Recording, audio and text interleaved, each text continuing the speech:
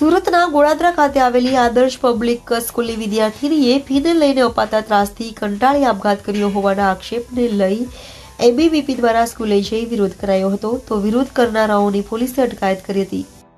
સુરતના ગોળાદરા ખાતે આવેલી આદર્શ પબ્લિક સ્કૂલની ધોરણ 8ની વિદ્યાર્થીને આપઘાત કર્યો હોય અને વિદ્યાર્થીનીએ સ્કૂલમાં ફી ન ભરી હોય, જેથી માનસિક ત્રાસ અપાતા આપઘાત કર્યો હોવાના આક્ષેપો કરાતા એબીવીપી દ્વારા આદર્શ પબ્લિક સ્કૂલ બહાર વિરોધ નોંધાવાયો હતો। 14 વર્ષીય કિશોરીને પરીક્ષાના દિવસે પણ 1.5 લાખ કમ્પ્યુટર લેબમાં બેસાડી મૂકી હોય અને સ્કૂલ દ્વારા ફી માટે દબાણ કરવાથી વિદ્યાર્થીનીએ આપઘાત કર્યો હોવાનો આક્ષેપ કરાયો છે, તો એબીવીપીના વિરોધને લઈ સ્કૂલે પોલીસ બંદોબસ્ત ગોઠવી દેવાયો હતો। વિરોધ કરી રહેલા કાર્યકરોની પોલીસે અટકાયત કરી હતી। मनोज जैन, अखिल भारतीय विद्यार्थी परिषद राष्ट्रीय कारोबारी सदस्य, आदर्श पब्लिक स्कूल जे गोड़ादरा विस्तार में आवेली छे अने त्यां जे बाळकी छे एने पोताने जीवन टूंकावी लीधुं, आत्महत्या करी लीधी। ए पण शा माटे? तो एक नाना कारण माटे के स्कूलनी अंदर एने फीस नथी भरी हती अने फीसनो लेवो देवो ए पेरेंट्स अने प्रिंसिपल टीचरनो होय छे, एमां स्टूडंटनो कोई रोल होतो नथी।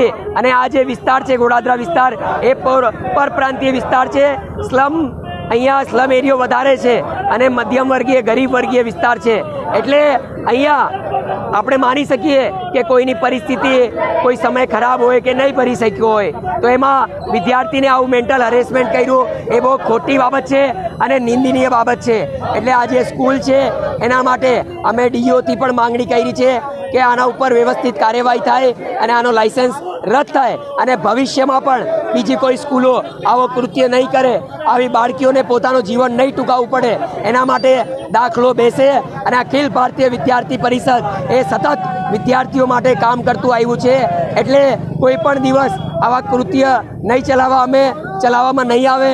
અને આજે તો ધરણા પ્રદર્શન છે અને જો અમારી માંગણી નહીં સંતોષાય અને આ સ્કૂલનો લાયસન્સ રદ નહીં થાય અને પ્રોપર કાર્યવાહી નહીં થાય તો ઉગ્રમાં ઉગ્ર આંદોલન થશે અને એની પૂરી જવાબદારી સ્કૂલ પ્રશાસનની અને સરકારની રહેશે।